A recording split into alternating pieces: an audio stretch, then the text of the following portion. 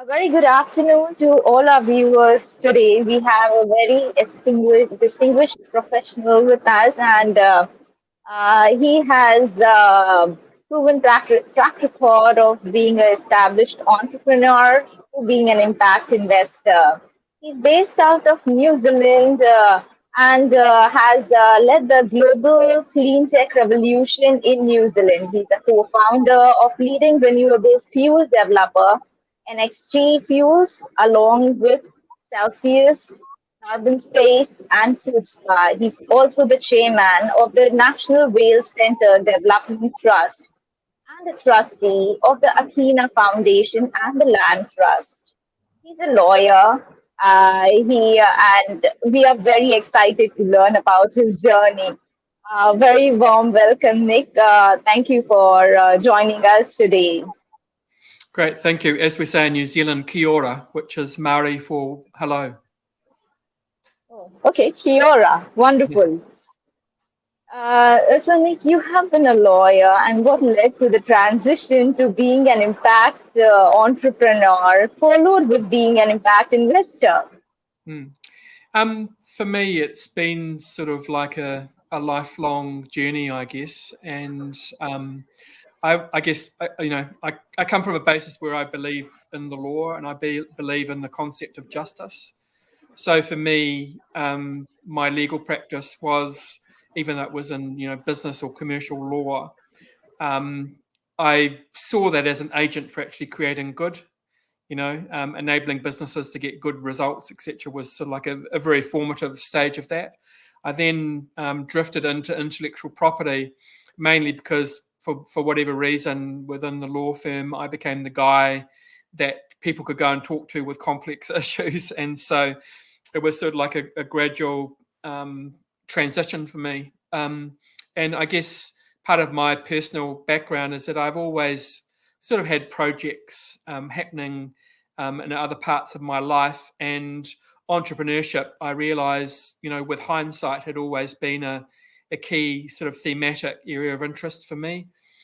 Two friends and I started what became one of New Zealand's very early FM commercial radio stations when we were 16 years old. And so I've always sort of had the thread of entrepreneurship occurring through my life, as well as the professional development.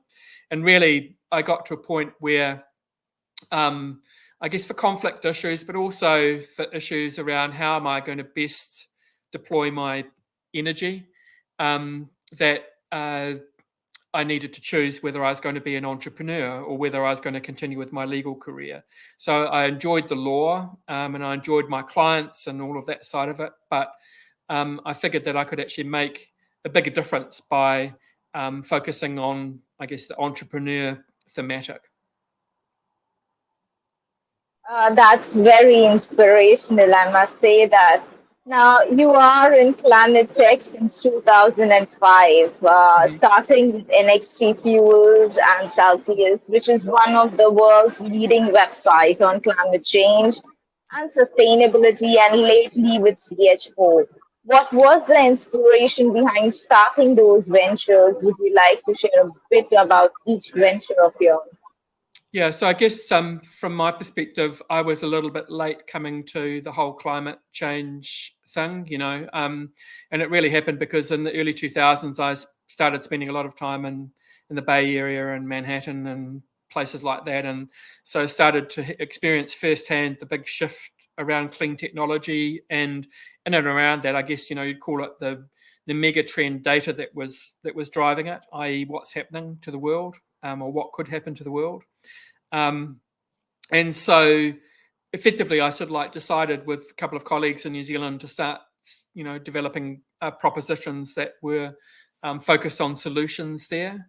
I found it interesting because a lot of that stuff is sort of quite well aligned to the Kiwi style of innovation, which is sort of, I guess emanated from the British sort of can-do sort of attitude, but with distance meant that, in New Zealand, we've had to be quite creative with coming up with solutions. So I sort of see that New Zealand is very strong in what I call sort of applied engineering solutions. And obviously clean tech generally is a sector that's really focused on that. So we decided that we would, start to try and address some of the big fundamental issues. Obviously, fuel is fundamental as a major driver of or fossil fuel, major driver of climate change. And so the ability to sort of develop new solutions that were focused on this carbon cycle above the ground, where you could actually grow the feedstock that fed into the system to produce the fuels, but also falling out of that, I guess, broader issues of sovereignty and how you enable, I guess, communities and societies to become resilient and control the inputs and outputs was sort of like a big driver. So we did the fuels, and then we decided that actually there was a layer of information and debate that needed to occur. And so that's where Celsius came out of that particular regime. And then I guess, over that 20-year period,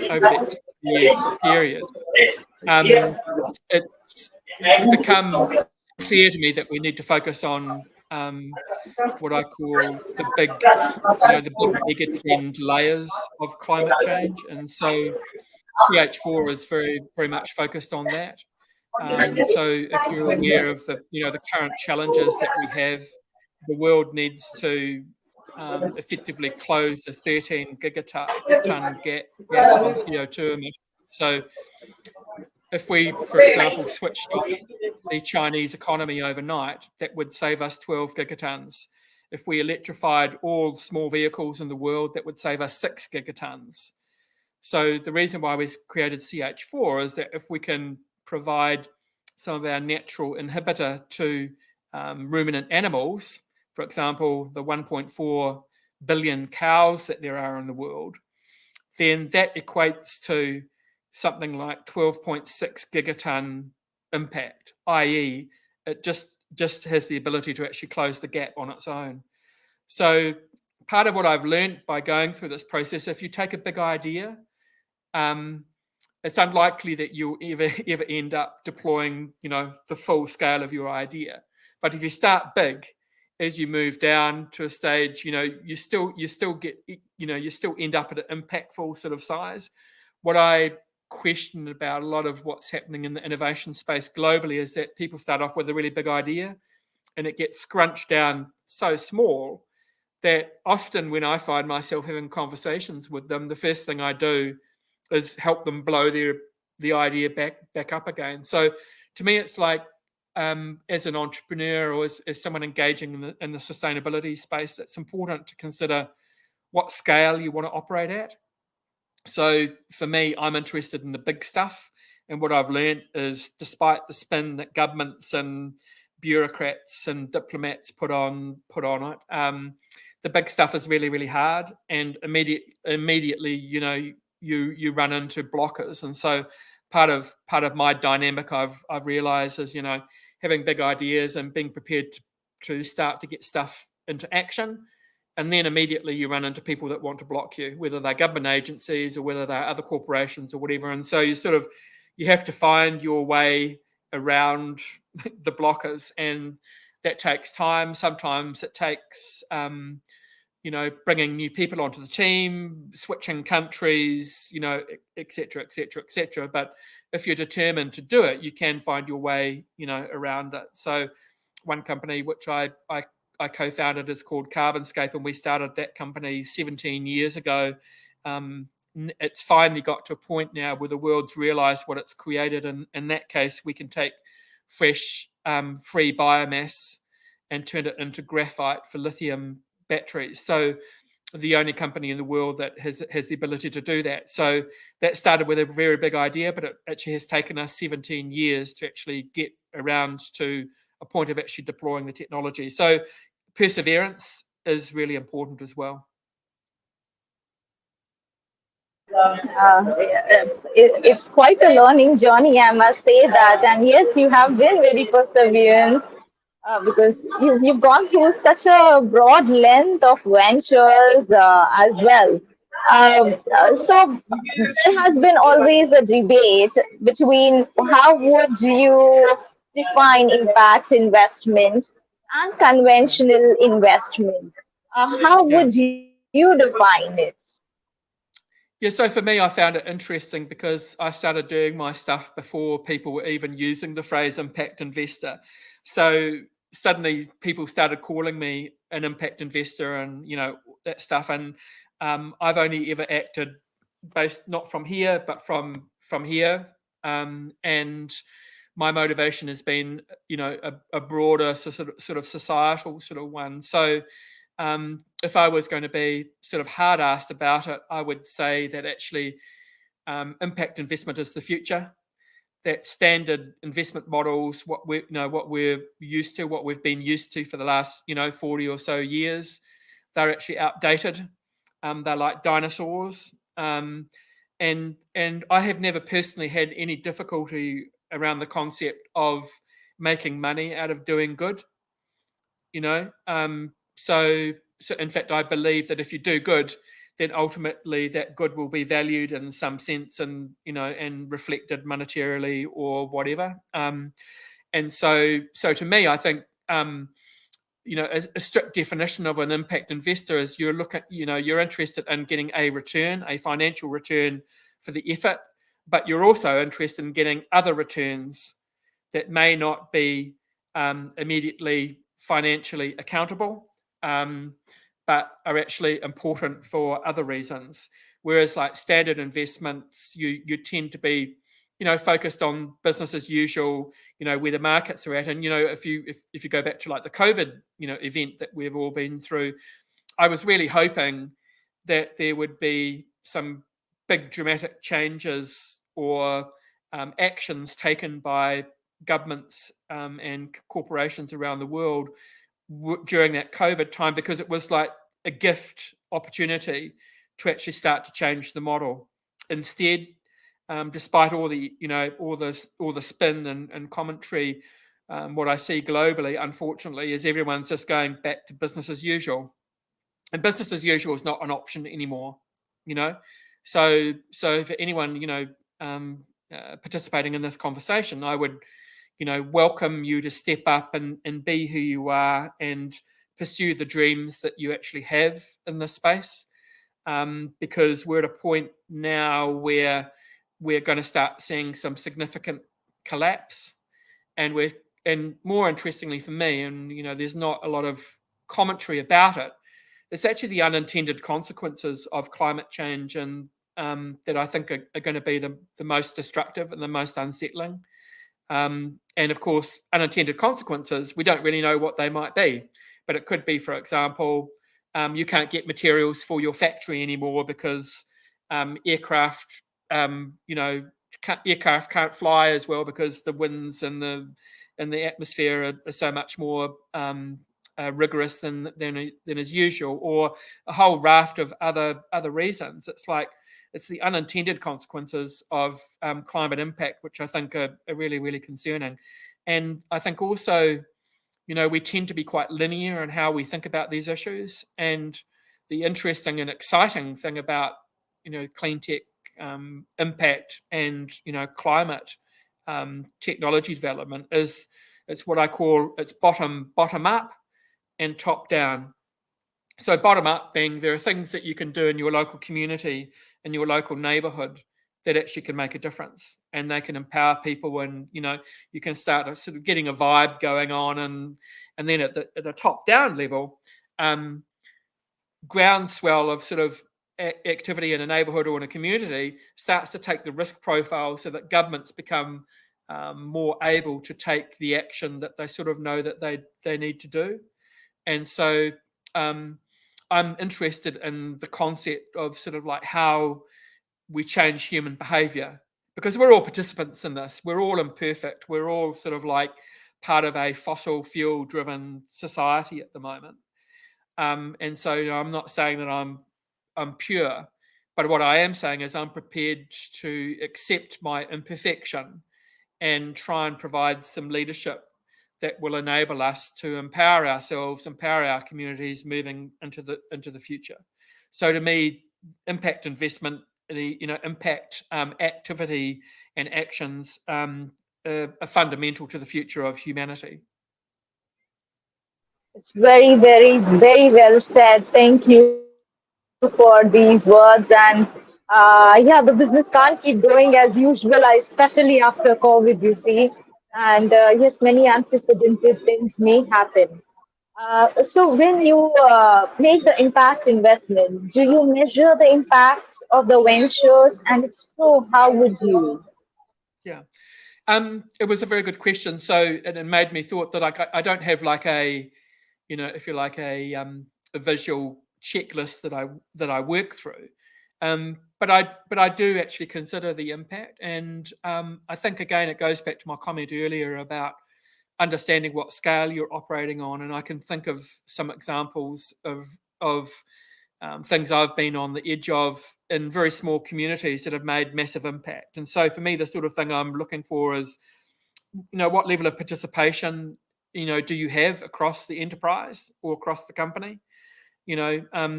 I.e., um, is this really meaningful? Do the employees or the people working in the enterprise really mean what they're doing? Do they really understand what they're doing? It's not just a job that they've, lucked into or whatever. I also look at basic planning and governance. Are you hitting the key milestones that you're targeting towards? And if you don't, then understanding and having a conversation about why you're not. I think increasingly, particularly now that carbon value is starting to emerge, particularly on the voluntary carbon market globally, running a ruler over the enterprise and saying, let's actually really truly do a life cycle analysis and work out whether you are mitigating carbon or, making, I guess, the world a better place in that sort of measurable sense is increasingly important for me. But then I also look at, I guess, softer things like, are people having fun? So one of the things I find interesting, and it's about the general polarization that's happening globally between left wing and right wing sort of stuff, is it's like a blame scenario that we're looking into. Who do we blame, for climate change? Because the reality is, we have to blame ourselves. And you can go and protest at Shell AGMs and stuff like that, but actually, we're participants in that system. So the key thing is about how we change our own behaviour and do what we can do, and equally doing what is possible to be done. So as one example, I in the last 12 months I'm flying 50% less than I used to. Okay. Which is something. It still means I'm flying, and and that's not a good thing. But I have been able to change my life style and how I organise myself, that I'm actually flying 50% less than I used to for the last 20 years. So everyone can actually make those sorts of decisions, and it's not a blame thing. It's a simple engagement thing. What can I do within my life that hopefully can assist in us achieving, a tipping point for this future dynamic that we need to, and everyone can participate in that, whether you're in India, whether in the US, EU, whatever. There's always something that can be done. So for me, I'm interested in, what does it take to change behaviour, but more particularly, how can it be fun? Because if you're blaming people, saying you're a bad person because you drove to work or you flew to the meeting or whatever like that, then that's sort of not going to really get you anywhere. So part of the whole process, I think, is not to judge and actually to be prepared to believe in the goodness of people. So it's a long answer to your question, but when I'm looking at the investing in companies, it goes to some of the softer non-financial things. I really look at the people that are working in the business, and I try and get to know them as best I can, so that I can understand where they're coming from and consider what role the company can play, their work can play, and actually helping them build confidence to change perhaps some of the behaviours that they have in their life as well.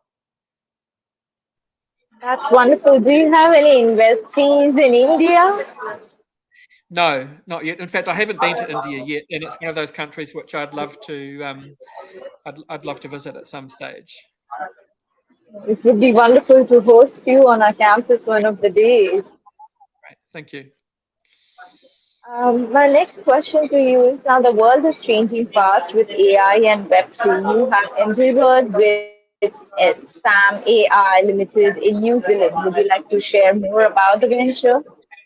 Yeah, so this is one of my crazy ideas that started, and we did an experiment in 2017 and 2018, and it was really driven by, again, within the context of the work that I'm trying to do, how can I make a difference? And particularly around climate change, I get very annoyed with, um, I guess, public comments that are made globally about how urgent it is. And in fact, I got off a plane the other day, and by the time I'd driven home, I felt like I'd stepped out of a dystopian movie by simply listening to all the headlines of all the terrible stuff that's occurring in the world at the moment with heat records and sea ice collapsing and et cetera, et cetera. It's like, so this is sort of like a happening thing. And so I believe that we have not really received the political response globally that we need to on the issue. So the idea behind SAM AI Limited was actually, how can we use artificial intelligence, i.e. pattern recognition technology, to assist in decision making, and in particular to assist in the performance of democracy. So the way that artificial intelligence is really driven by two things, in this case, facts and sentiment. And what we've been seeing globally in the last, couple of decades, I think, is increasingly sentiment playing a greater role in political discourse rather than the facts. And so you can look at, for example, in the US, where they're now saying, "Oh, well, I've got alternative facts based on the sentiment that's being expressed." So, and that's very concerning. And so, if you look at the data, democracy is actually receding globally. It's actually going backwards at a time when we need it to be going forwards, and we need greater participation. And so, we did an experiment to sort of look at whether we could assist democracy using artificial intelligence. So we did an experiment in 2017 and 2018, and it's a little bit like, imagine having your own personal politician that's loaded onto one of your social channels. And anytime anything political comes up, you can reach out to your political friend, like any of your other friends, for example, and start a conversation. And that your political friend can start to lead you towards the better data, to start to link you into other groups of activity, etc., like as a real enabler of this. Because we tend to forget that the democratic system is actually should be driven by the citizens. We only have elections because we can't all be in parliament all the time, passing laws, etc. We have to delegate that authority to a management committee, which we call members of parliament or MPs, politicians. And so increasingly what we're seeing is that there's a lack of accountability. So a politician can go up and and say blah blah blah, I'm going to do this. No one ever really checks out. And so what we're seeking to do with the AI project is actually bring the facts to the surface. So, for example, in India, I'm really worried about climate change. What are the three things that we should be doing? They're facts. There's a factual basis to activity. Whether the government decides to do it or not is where sentiment starts to have a role, because they make a determination. Well, I can't do what I really think, what I know I should do, because I might disappoint people. They may not vote for me in the next election. That's unfortunately where politics is. So what we're trying to do with the SAM AI project is actually change that by creating a platform, which is a global platform that anyone can engage with to actually learn and have a conversation about politics. It can be in their country, but it can also be global. So again, if you think about climate change, which obviously is a major motivation for me, climate change affects everyone. Doesn't matter whether you're in the northern hemisphere, the southern hemisphere, whether you speak English or not, whether you're male or female, whether you're educated, whether you're rich, poor, blah blah blah blah blah blah. It affects everyone. And so, what about creating a platform where we can start to really bring the truth of what people feel about that issue to the surface? So you'll find in the next couple of months, we will be launching a platform called Parker for Politics, Parker for People. And so we're currently just building our first module. And it's going to be a conversational piece of technology. But we're trying to make it, how to describe it, as subtle and nuanced that we can slice it and dice it into multiple languages and multiple demographics, etc. Because we really want to make a difference to it. So we believe that a better performance of the political system is likely to lead to better decision making, and therefore our ability to hopefully act and create the change that we need to between now and 2030, and with the Paris targets, which are all based on achieving certain milestones by 2030 if the world is to keep global warming below 1.5 degrees Celsius. We are eagerly looking forward to the launch of this, so that I'm sure in India there are many takers for this, and there's a lot that can be done over here too. Yeah. Well, of Now, course, again, India has a major role. It's the largest democracy in the world. yes, yes. If we fulfill 50% of our SDG goals, almost, or the entire world will benefit. Yeah. Now, are there any policies in New Zealand to support impact investment and ventures? Yeah, I mean, it's starting to occur. It's sort of seen, I guess, as an emerging opportunity. And so, in fact, with the Arkina Foundation, I've recently come off the board, but we've actually set up the first impact investment fund in New Zealand. And so that is specifically looking for impact investment opportunities across the New Zealand geography. There is also a piece of work that was done for central government, which was looking at the role that social enterprise can play in, I guess, establishing greater equality across society. And if you think about government can actually be very influential if it changes how it procures a lot of its disposables. For example, buying the paper and the pens and the catering that's required, et cetera, et cetera. And so we have established in New Zealand quite a strong procurement sort of like conversation around government has to buy these things anyway. So if it can buy the items from a social enterprise, then you're succeeding in sort of like, I guess, thickening the social justice and social equity sort of dimension to these businesses. And so I think that's a very, very interesting area. So again, I keep on coming back to the fact that there are some quite simple and elegant things that can occur.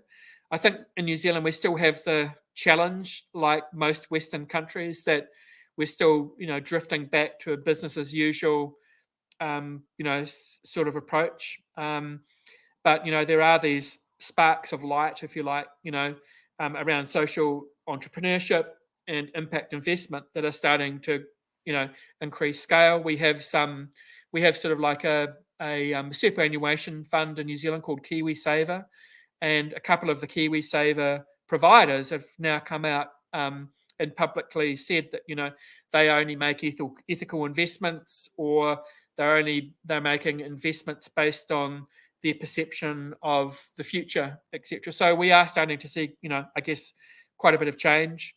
I would still like it to be a lot greater and a lot faster, because everyone in the world talks about urgency, including the Secretary General of the United Nations and various presidents, etc. But no one's actually put a value on that urgency. So if we don't meet the Paris targets, if we don't hit the 1.5 degrees Celsius, the impact globally, and it doesn't matter where you are, is going to be dramatic. And so the way that I look at it, every day or every hour where we're not pushing ourselves to sort of achieving what we need to achieve, then that worries me. And so I like to think of a logic where every hour of inaction is possibly costing the world, billions of dollars, because the reality is, if we don't meet this target, we're going to have to pay a lot more money to resolve the issue, later on. And so I think acting with urgency is fundamental, and putting a value on urgency is also fundamental. And that's the bit that's missing at the moment. Thank you so much. Thank you so much for the insights. And here's it starts with the government for sure. Great. Yeah. Pleasure. IICSR is an educated institute. What are the knowledge gaps that you have observed which could be fulfilled by an institution for impact investment or for social entrepreneurship? Yeah. So I think there's a lot of sharing that can be done across borders, and I don't think there's enough occurring at the moment. There are various organisations that are trying to, develop conversations, and it really hit home in 2019, just before COVID hit. I was at a conference in The Hague as a guest of the Dutch government, and it was about entrepreneurship. And I saw a real distinction between activities that were occurring in the Northern Hemisphere and activities that I knew were occurring in the Southern Hemisphere, and the risk of duplicating. So, I'm very sure that there will be solutions in India to issues that New Zealand, for example, was trying to resolve, and vice versa. I think there are probably solutions in New Zealand to some of the issues that India are trying to resolve. But at the moment, I don't see a lot of sharing occurring across borders. Everyone is sort of like so focused on doing, their own thing. So the first thing I would say is that I think that there's an opportunity for greater conversation and sharing. I also think that it shouldn't just be about talk, it should be about action. And so looking at ways to create a common market where technology and innovation can be shared from one jurisdiction to another jurisdiction is very interesting and quite important. So for me personally, I mean, I prefer to take action rather than to spend too much time talking. Like, you can go to conferences and you can write business plans and stuff like that, but it's not until you actually take action. Some action doesn't need to be. It could be a small step. Doesn't need to be a massive step, but action informs itself. And so I just find that that's when the magic starts to happen. And I think that we spend too much time talking and hypothesizing around what might or might not work, and actually the best way of finding out is to actually take action. So I'm a believer that there are good people everywhere, that humans are inherently good natured and they care about stuff. It's just that they're not given an opportunity to necessarily participate very often, and so I think organizations such as the work that you're doing is really, really important. It's fantastic. We just need more of it, but it needs to be meaningful. So anything that actually can lead into action, and the ability for people to, if you like, learn on the job, learn by doing. I'm a big favor of that, or I use the phrase action research. So the best way of researching a topic is to actually go out there and try and do it, rather than sitting there and doing a classic piece of academic research. Both are important, but I think we still put too much effort on the academic research. So, for example, at the moment, I'm thinking to myself, we don't really need any more data on climate change. We need action on climate change. We don't need more data. We don't really need more research. We know what's happening, and it's getting worse and worse and worse. We know what systems do when they start to collapse. They lose control, and it's unintended consequences which we're ill prepared to deal with. So we sort of know enough, I believe, but instead, most governments putting most of their resources into research and not into action. And I think that's what I would encourage anyone to do, is to really engage and think a little bit about what active role they can play in this really, really important space. I mean, I often think, you know, obviously coming from a very old and amazing culture as you have in India, people don't. I mean, do you ever think that you're actually living through history? We're actually living through a point of history that will be spoken about in 2,000 years' time. You know, just like the Roman civilization ending and stuff like that. It's like, what did the Romans think? You know, who was in power at the time? We're the same. We're an analog of a very similar point in history, and it's quite unnerving to think that we're actually living through history ourselves. So the opportunity that we each have as a sovereign, you know, citizen, as an individual, is to actually participate in that as best as we can. And that's the challenge that I really want to set out there. You know, we're actually all global citizens. We're all in this together, and we need to find a new way of architecting the future and framing a new type of leadership that will take us into the future. And I find that, you know, a challenging opportunity, but it is also exciting because it's pretty much like all the rules that we're used to don't really apply so much into the future that we're heading into. Thank you so much, Nick, for your time and sharing all the rich knowledge that you have gathered over the period of years. It has been wonderful talking to you. Any final message to our viewers do you have? Thank you. No, I mean, I just want to echo and thank you for the work that you're doing. And I want everyone to feel empowered by the opportunity, because it's quite easy to become distressed and I guess, you know, think that there's no hope, particularly if you're younger and you're heading into a career. It's like the world is not going to end, but there's no magic, and it's sort of up to us to make the difference. So we have this unique opportunity where any individual anywhere can actually make a big impact in the future that's going to unfold for us. So, you know, I just want to encourage people to engage with the issue. Don't be scared of the issue, and do the best that you can do, because that's all anyone can ever do. You can only ever do your best. Thank you so much, Nick, and thank you for the words for us also, and we hope we can continue doing what we do, with your presence as well. Thank you, and wishing you a very good evening and a happy weekend. Thank you. Thank you very much.